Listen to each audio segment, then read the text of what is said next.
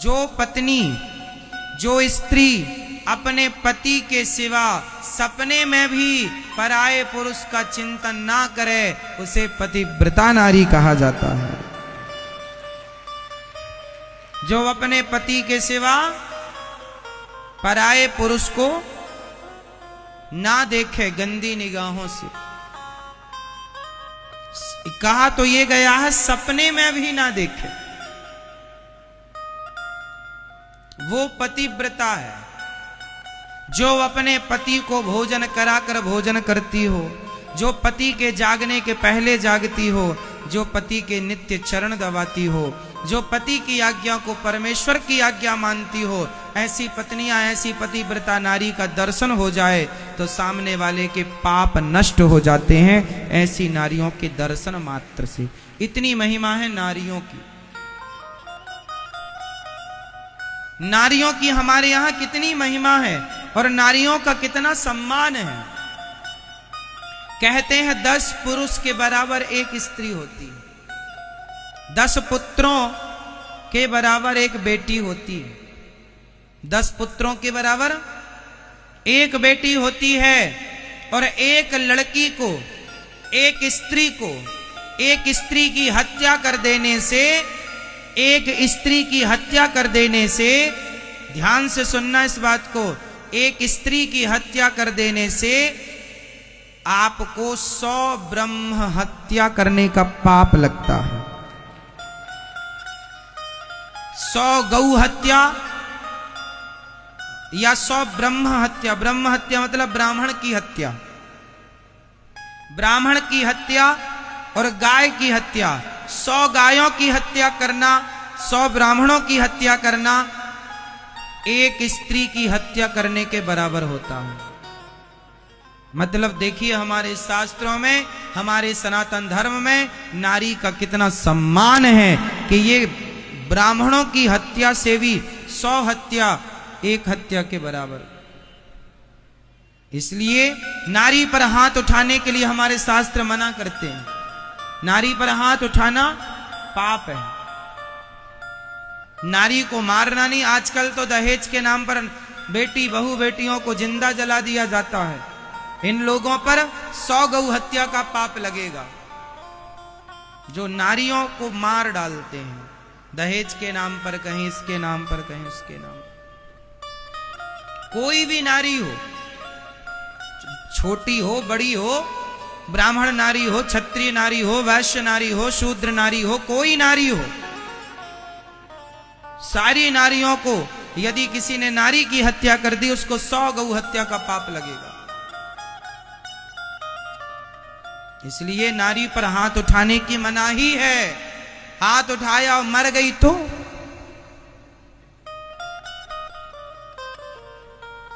पाप लगेगा। इसलिए हमारे यहाँ के राजा महाराजाएं, आपने सुना होगा कभी नारियों पर, वो लोग, नारियों पर तो कायर लोग, 2 कौड़ी का आदमी हाथ उठाता है। क्यों जी, समझदार हो थोड़ी। पितामह भीष्म मर गए पर शिखंडी पर हाथ नहीं उठाया। महाभारत इतिहास गवाह है इस बात का।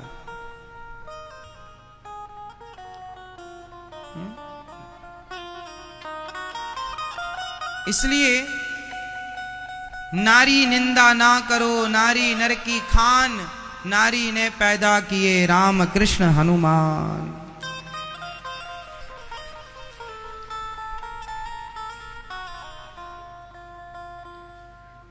नारी ना होती तो नर ना होता। इसलिए नारी को पुरुष का आदर करना चाहिए, पुरुष को नारी का, और गृहस्थी बहुत अच्छे से निभानी चाहिए।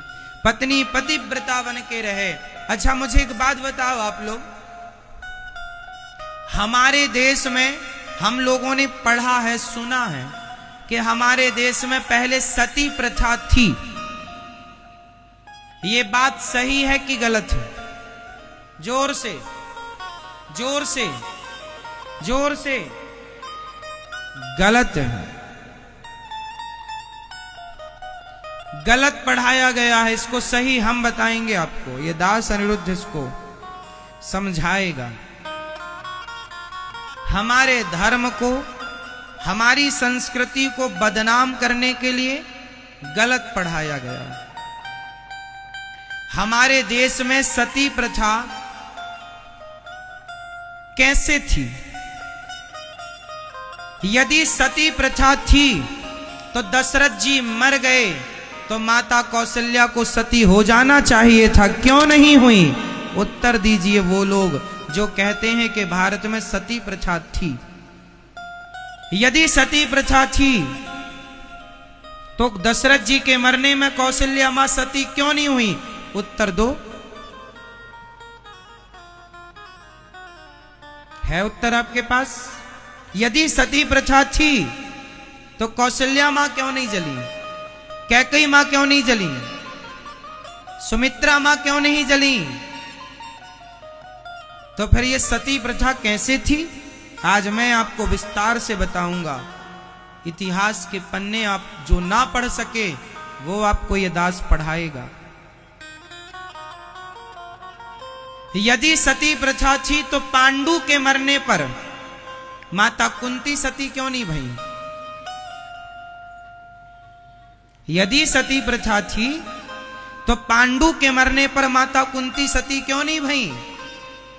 बोलो हां या ना? बोलो हां। अब सुनो क्या था और क्या नहीं था, कितनी मिलावट हुई इस बात पर। आप लोगों को क्या नहीं बताया गया, सुनो। पहले सती प्रथा थी पर कैसे? मर्जी वाली थी, जिसका मन होता था वो महिला चाहती थी कि मैं सती हो जाऊं तो हो जाती थी। कोई जबरदस्ती पकड़ के आग में डालने वाली सती प्रथा हमारे यहां नहीं थी। पांडु के मरने में माद्री सती हो गई थी। पांडु की दो पत्नियां थीं, एक का नाम था कुंती, एक का नाम था माता माद्री।